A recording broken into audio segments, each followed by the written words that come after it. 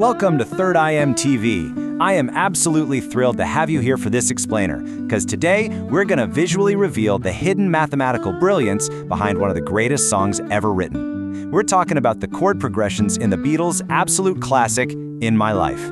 Now you might think you know this song inside and out, right? But we're going to look at it through a completely different lens, one that reveals a truly stunning underlying structure.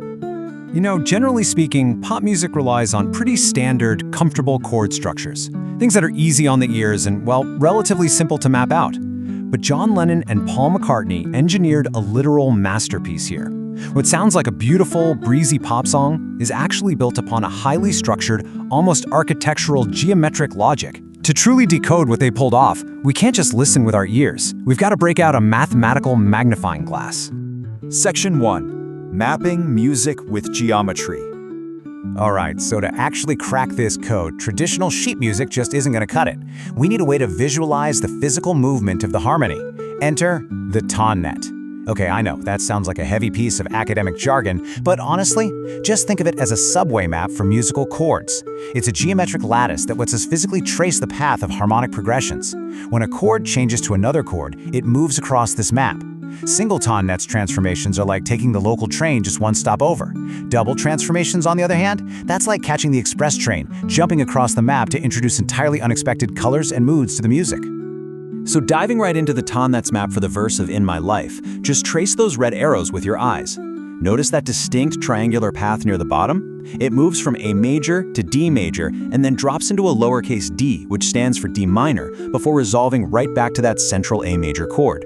Now this isn't just a random progression, it's a very specific geometric loop that creates a beautiful modal mixture, shifting gears from a major key to a minor key right before our ears. That right there is the fundamental blueprint of the song.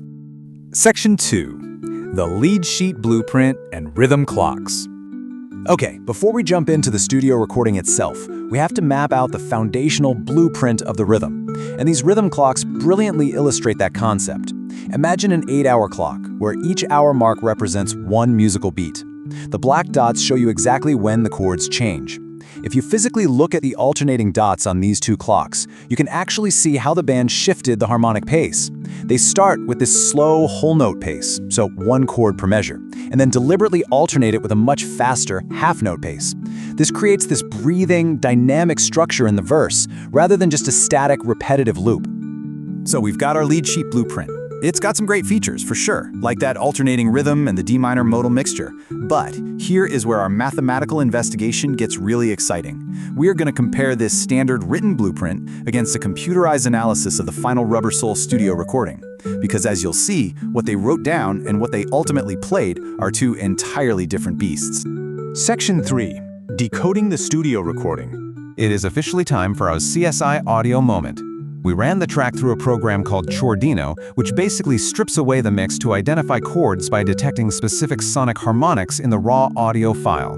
And this raw audio analysis immediately reveals something fascinating. The studio recording actually includes slightly more sophisticated sequences and enhancements that simply were not in the original sheet music.